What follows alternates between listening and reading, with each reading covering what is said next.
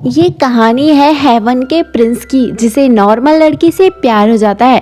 अब वो उसे पाने के लिए क्या क्या करता है देखेंगे आज की इस शानदार कहानी में। So hello everyone, Kanchan here, let's begin the story. कहानी की शुरुआत होती है, हमें एक लड़की को दिखाया जाता है जो हेवन से मरने के लिए कूद रही होती है। जब वो बादलों से होते हुए नीचे गिरती है तब वो अपने असली रूप में आ जाती है, जो कि एक फॉक्स गॉड होती है। यहीं से सीन चेंज होता है, हमें उसी लड़की को दिखाया जाता है जो एक पेड़ के नीचे सो रही होती है, जिसका नाम बाइसी होता है। तभी उसका फ्रेंड आता है जो कि एक पीकॉक गॉड है, जिसका नाम जिहान है।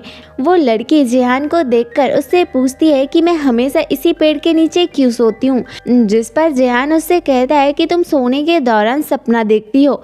ये बात सुनकर बाइसी उससे पूछती है लेकिन मुझे कुछ भी याद क्यों नहीं रहता, जिस पर जिहान उससे कहता है कि अच्छा हुआ तुम सब कुछ भूल गई हो, क्योंकि तुम्हारी पिछली लाइफ काफ़ी ज़्यादा दुखद थी और अब तुम्हारे लिए यही अच्छा है कि तुम सब कुछ भूल कर एक नई लाइफ की शुरुआत करो। जिसके बाद बाइसी अपने घर आ जाती है और वाइन की बोतल उठाकर वाइन पीने लगती है। और यही हमें रिवील होता है कि बाइसी की उम्र करीब 1,40,000 साल है और इसी वजह से सभी लोग यहाँ पर उसे आंटी कहकर बुलाते हैं। तभी हम देखते हैं कि बाइसी के पास उसका दोस्त मीगू आता है, जो उसे एक इनविटेशन कार्ड देता है। जब बाइसी उसे पढ़ती है तो उसे पता चलता है कि आज स्टेंसी के एम्परर के बेटे का बर्थडे है। ये देखकर बाइसी ना जाने के लिए कहती है। तब मीगू उससे कहता है कि अगर तुम वहाँ जाओगी तो तुम्हें वहाँ वाइन भी मिल सकती है। इसके बाद बाइसी एक जेलीफिश को अपनी सवारी बना लेती है और स्टेंसी के पार्टी में पहुंच जाती है। जब वो वहां पहुंचती है तो उसकी आंखों में काफ़ी ज़्यादा रोशनी पड़ती है। इसी वजह से वो अपनी आंखों में सफ़ेद कपड़ा बांध लेती है। लेकिन बाइसी को इस पार्टी में अच्छा नहीं लग रहा होता है, इसलिए वो वहाँ के बगीचे में पहुँच जाती है ताकि उसे शांति मिल सके। तभी हम देखते हैं कि बाइसी के पास एक छोटा लड़का आता है जिसका नाम अली होता है। वो बाइसी का मैजिकल फैन देख लेता है और उससे कहता है कि मुझे ये खेलने के लिए चाहिए, जिस पर बाइसी उससे कहती है कि क्या तुम्हें पता है कि वाइन कहाँ पर है? अगर मुझे तुम वो जगह दिखा दोगे तो मैं तुम्हें अपना मैजिकल फैन दे दूंगी। और हम देखते हैं कि अली मान जाता है और बाइसी को वाइन वाली जगह में ले जाता है। तभी रास्ते में अली बाइसी का फैन छीनकर भागने लगता है। ये देखकर बाइसी अली के पीछे चले जाती है ताकि वो उसे पकड़ सके। तभी हम देखते हैं कि अली को एक डीमन किडनैप करके अपने साथ ले जाने लगती है। ऐसे में बाइसी डीमन के ऊपर अटैक कर देती है, जिससे डीमन अली को छोड़कर अपने असली रूप में आ जाती है और बाइसी के ऊपर अटैक करने लगती है। यहाँ हम देखते हैं कि बाइसी अली को बचा लेती है। तभी यहाँ पर अली के डैड आ जाते हैं, जो यहाँ के प्रिंस होते हैं, जो बाइसी को देखकर डीमन समझ लेते हैं और उस पर अटैक करने लगते हैं। इसी दौरान हम देखते हैं कि बाइसी की आंखों से वो कपड़ा हट जाता है, जिसे देखकर प्रिंस रुक जाता है और वो बाइसी को सूसू कहकर बुलाता है। तभी हम अली को देखते हैं, जो बाइसी को ऐसे देखकर उसे अपनी मॉम कहने लगता है। वहीं पर बाइसी प्रिंस को रोकती है और कहती है कि मैं तुम्हारी सूसू नहीं हूँ। उसी वक्त वहाँ पर गार्डन का ओनर आता है, जो बगीचे को बर्बाद हुआ देखकर बाइसी को डांटने लगता है। लेकिन जैसे ही वो बाइसी को देखता है, उसे महारानी कहकर बुलाने लगता है और माफ़ी मांगता है और वहाँ से चले जाता है। वहीं पर बाइसी प्रिंस से कहती है कि तुम मुझे आंटी कहकर बुला सकते हो, क्योंकि मेरी एज तुमसे बहुत ज़्यादा है। इसी दौरान वहाँ पर राजकुमारी सुजीन आती है। सुजीन को देखकर बाइसी उससे पूछती है, तुम्हारी आंखें बहुत सुंदर हैं, मैंने अपनी लाइफ में पहली बार इतनी सुंदर आंखें देखी हैं। तभी सुजीन प्रिंस से कहती है कि मैं तो डरी गई थी कि डीमन ने अली को किडनैप कर लिया है। वहीं पर बाइसी उससे कहती है कि तुम्हें परेशान होने की कोई ज़रूरत नहीं है, वो अपना ख्याल रख सकते हैं। ये बोलकर बाइसी अपनी जादुई दुनिया में आ जाती है और सीधे अपने फ्रेंड के पास पहुंच जाती है, जहां जाकर वो वाइन पीती है। यहाँ पर जियान उससे पूछा है कि आखिर हुआ क्या है। तब बाइसी बताती है कि पार्टी में प्रिंस उसे अपनी वाइफ समझ रहे थे और उसे सूसू कहकर बुला रहे थे। तभी बाइसी जियान से पूछती है कि ये सूसू कौन है। तब वो उसे बताता है कि सूसू प्रिंस की वाइफ थी, जो 300 साल पहले मर गई थी। तभी हम देखते हैं कि अगले सीन में मिगू आता है जो बाइसी से कहता है कि तुमसे कोई मिलने आया है। तभी बाइसी के पास प्रिंस का बेटा अली आता है, जिसे देखकर बाइसी उससे पूछती है कि तुम यहाँ पर क्या कर रहे हो, जिस पर अली बाइसी को मॉम कहकर बुलाने लगता है और कहता है कि मुझे आपकी बहुत ज़्यादा याद आ रही थी, जिससे मैं और डैड आपके पास रहने के लिए आ गए हैं। ये बात सुनकर बाइसी तुरंत ही अपने घर पहुँच जाती है, जहां वो प्रिंस को देखकर उससे कहती है कि तुम यहाँ पर क्यों आए हो, जिस पर वो बाइसी से कहता है कि अली को उसकी मॉम की बहुत ज़्यादा याद आ रही थी और मुझे मेरी वाइफ की, जिससे हम दोनों तुम्हारे पास रहने के लिए आ गए हैं। ये बात सुनकर बाइसी उससे कहती है कि हम कल ही मिले हैं और तुमने मुझे अपनी वाइफ बना लिया। ये सुनकर प्रिंस उससे कहता है कि हमारी शादी बहुत समय पहले हो चुकी है। तभी बाइसी प्रिंस से कहती है कि मुझे पता चला है कि तुम्हारी वाइफ 300 साल पहले मर चुकी है, इसलिए तुम यहाँ पर आ गए हो। जिस पर प्रिंस उसे समझाता है और कहता है कि इन दिनों के बीच तुम्हें मुझसे प्यार नहीं हुआ तो मैं खुद यहाँ से चला जाऊँगा। जिस पर बाइसी भी मान जाती है और कहती है कि अगर तुम्हारा इतना ही मन है तो तुम यहाँ पर रह सकते हो। ये बोलकर वो वहाँ से बाहर निकल जाती है। अब हमें अगली सुबह का सीन दिखाया जाता है, जहाँ पर बाइसी सो रही होती है। तभी हम देखते हैं कि प्रिंस बाइसी से कहता है कि मैं यहाँ पर नया हूँ, क्या तुम मुझे अपनी दुनिया नहीं घुमाओगी। ये बात सुनकर बाइसी अली और प्रिंस को विलेज लेकर जाती है। वहीं पर विलेज के जितने भी लोग होते हैं वो सभी डेमंस होते हैं। तभी एक आदमी बाइसी को आंटी कहकर बुलाता है, जिस पर अली उससे कहता है कि तुम मेरी मॉम को आंटी कहकर क्यों बुला रहे हो, क्या वो इतनी बूढ़ी हैं। ये बात सुनकर सभी गांव वाले हंसने लगते हैं। वहीं पर गांव वाले सोचते हैं कि आंटी को बच्चा हुआ है। इसी समय प्रिंस बाइसी को पकड़ लेता है और कहता है कि ये हमारा बच्चा है। ये बात सुनकर सभी डीमन खुश हो जाते हैं। तभी हम प्रिंस को देखते हैं जो बाइसी की इमेज बना रहा होता है, जहाँ पर बाइसी काफ़ी ज़्यादा बोर हो रही थी। ये देखकर प्रिंस अंदर ही अंदर खुश होता है। तभी बाइसी प्रिंस से कहती है कि ज़्यादा सोचो नहीं, मैं तुमसे प्यार नहीं करूँगी। ये सुनकर प्रिंस उससे कहता है कि तुम्हारी स्माइल ही मेरे लिए काफ़ी है। जिसके बाद हम बाइसी को देखते हैं जो हर रात की तरह बिस्तर ठीक कर रही होती है। तभी प्रिंस उसके पीछे आ जाता है, जिससे बाइसी डर जाती है। इसके बाद ये दोनों एक ही बेड में सोते हैं। तभी प्रिंस बाइसी से कहता है कि क्यों ना तुम मेरे पास ही सो जाओ। ये बात सुनकर वो नीचे गिर जाती है। अगले सीन में हम बाइसी को जियान के पास देखते हैं, जहाँ पर जियान उससे कहता है कि तुम्हें प्रिंस के पास होना चाहिए। जिस पर बाइसी उससे कहती है कि प्रिंस ने मेरी लाइफ बर्बाद कर दी है, जहाँ मैं शांति से रह रही थी, लेकिन अब मैं शांति से नहीं रह पाती, इसलिए मैं तुम्हारे पास आई हूँ। तभी वहाँ पर मीकू आ जाता है जो बाइसी से कहता है कि स्वर्ग से एक राजकुमारी आई है जो अली को अपने साथ लेकर जा रही है। दूसरी तरफ हम सुजिन को देखते हैं जो अली को अपने साथ लेकर जाने लगती है, जिस पर अली सुजिन से कहता है कि मैं अपनी मॉम के साथ हूँ, मैं आपके साथ नहीं जाऊँगा। ये बोलकर वो गुफा के अंदर चले जाता है। ये देखकर सुजिन भी गुफा के अंदर चले जाती है। जब वो गुफा के अंदर जाती है तो वहाँ पर मुयान की बॉडी देखती है जो बर्फ के अंदर कैद होती है। तभी वहाँ पर बाइसी आ जाती है, जिसकी आवाज़ सुनकर सुजिन बाहर आती है और कहती है कि वो अली को लेने के लिए आई है, मगर अली स्वर्ग जाने से मना कर देता है और बाइसी के पीछे जाकर छिप जाता है। ऐसा देखकर सुजिन बाइसी से कहती है कि एम्परर ने अली को वापस लाने के लिए कहा है।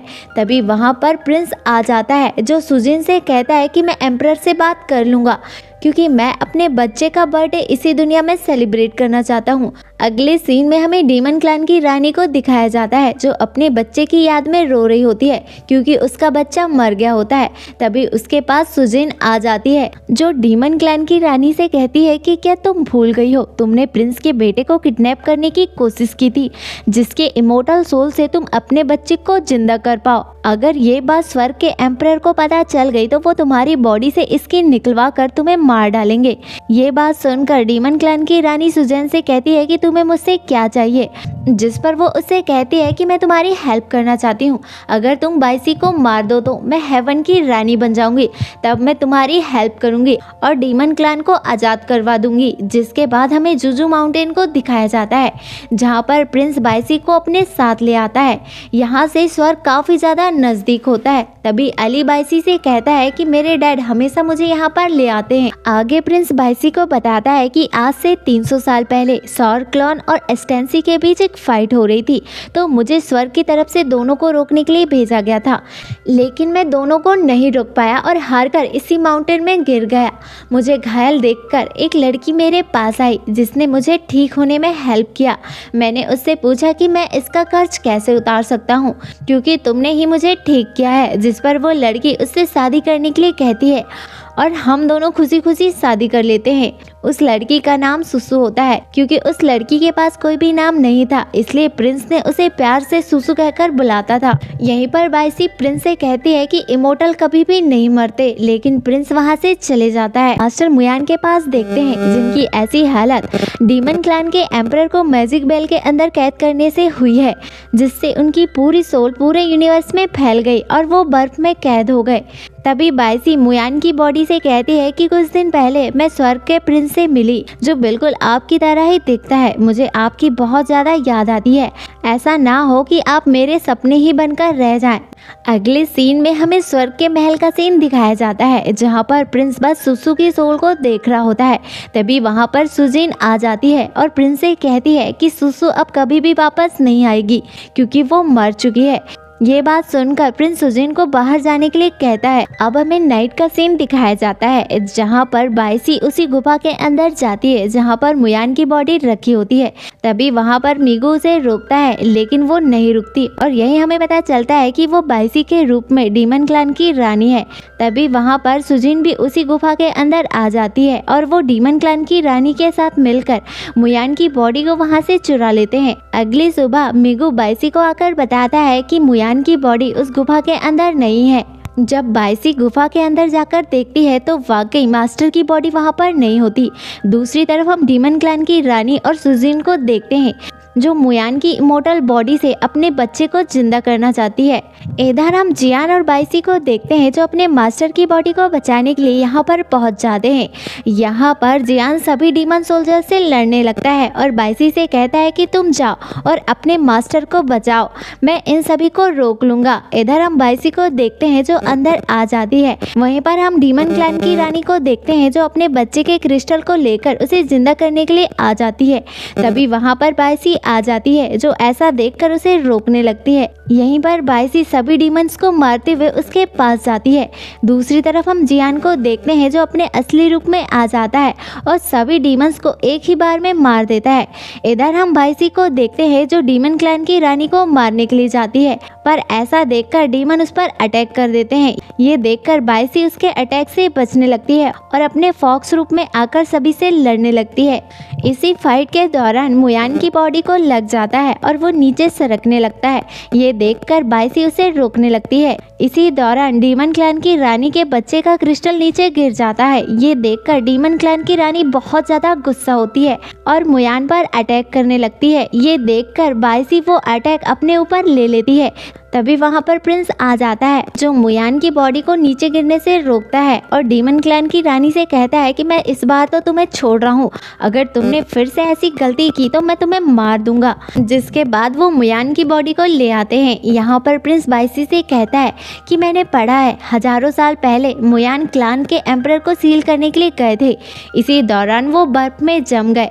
ये बात सुनकर बाइसी उससे कहती है कि तुम्हें तो ये सब कुछ बुक से पता चला है, जब मुयान ने क्लैन की आर्मी को मारकर खत्म कर दिया था, लेकिन वो डीमन की पावर को सील नहीं कर पा रहा था। तब मुयान ने बेल के अंदर डीमन को सील कर दिया था, जिससे उसकी पूरी सोल पूरे यूनिवर्स में फैल जाती है और वो बर्फ में कैद हो जाता है और तब से वो ऐसा बन गया है। ये बात सुनकर प्रिंस बाइसी से कहता है कि तुम्हें भी चोट लगी है, जिस पर बाइसी उससे कहती है कि मैं खुद को हील कर सकती हूँ। जिसके बाद वो पानी के अंदर जाती है और अपने फॉक्स रूप में आ जाती है और उसकी चोट अपने आप ठीक हो जाती है। अगले सीन में प्रिंस बाइसी से कहता है कि चलो हम स्वर्ग जाकर शादी कर लें, जिस पर बाइसी भी समझ जाती है कि प्रिंस एक अच्छा इंसान है, इसलिए वो शादी के लिए राजी हो जाती है।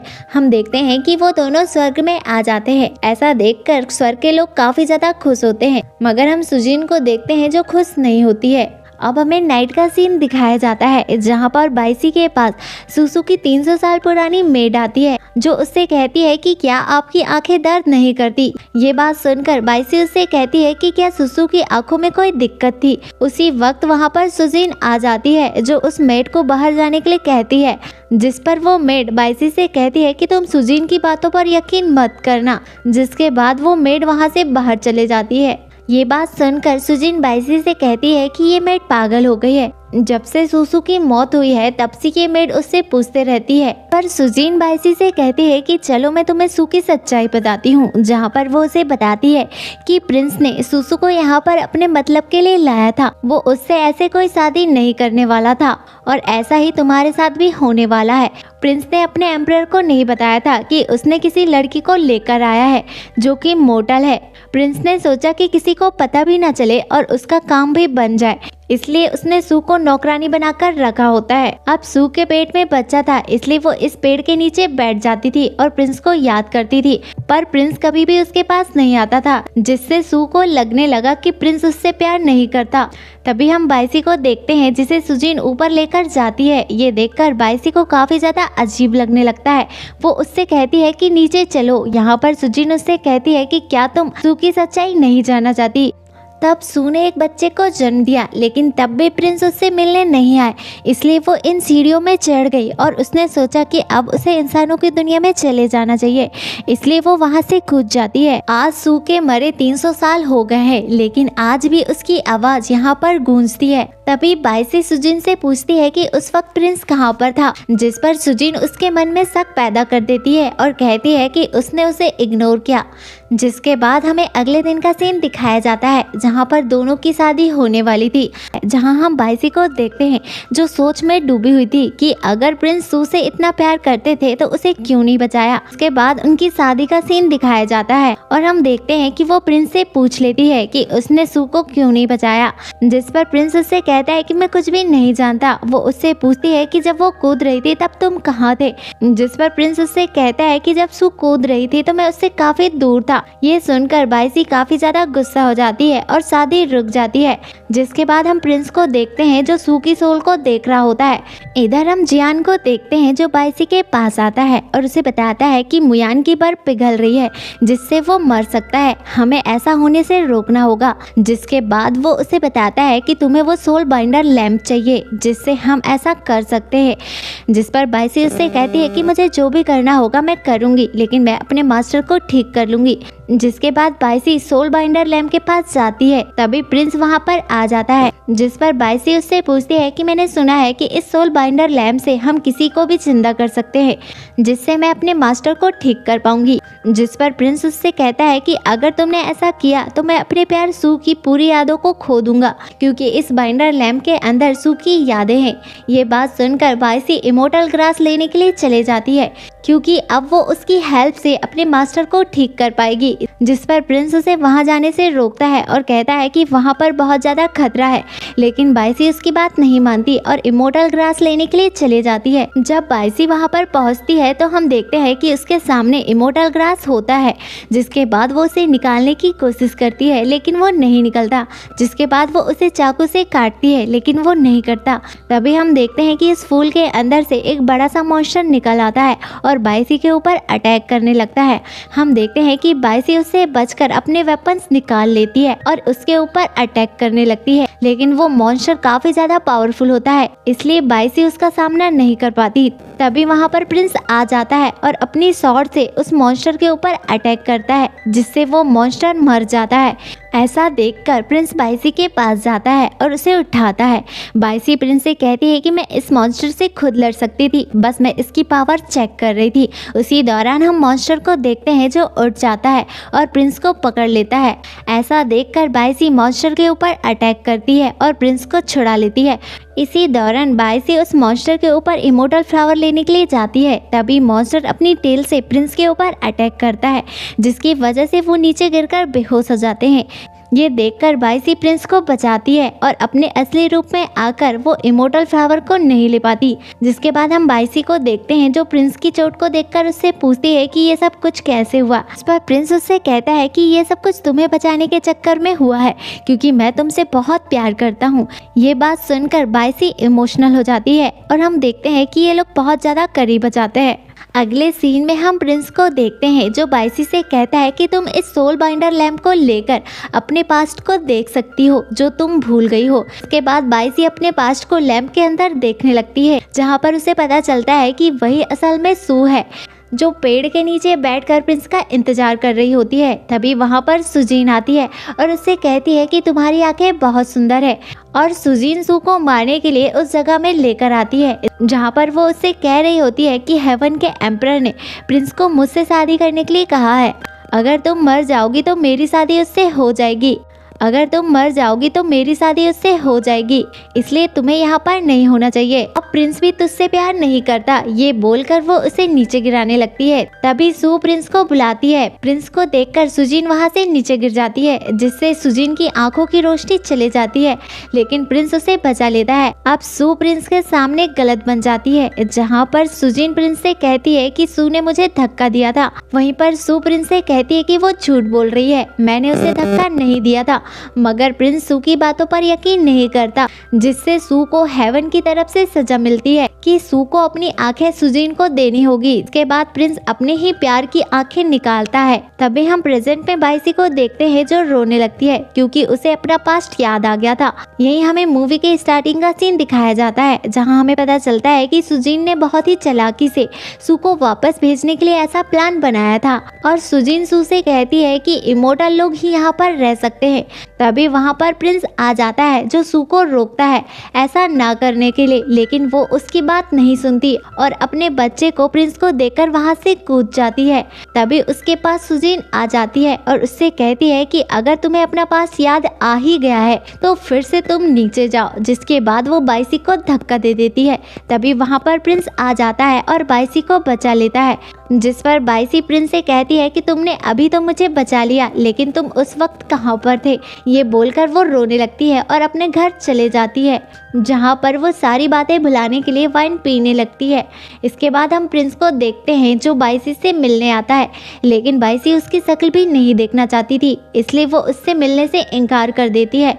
इधर हम प्रिंस को देखते हैं जो जियान से कहता है कि मैं बाइसी का तब तक वेट करूंगा जब तक वो मुझसे मिलने नहीं आ जाती। ऐसे ही 1 साल बीत जाते हैं। इधर हेवन में सुजीन को दिखाया जाता है, जहां एम्परर को उसकी सच्चाई पता चल जाती है, इसलिए वो उसे इमोर्टल दुनिया से ईस्टर्न मैजिक बेल में भेज देते हैं।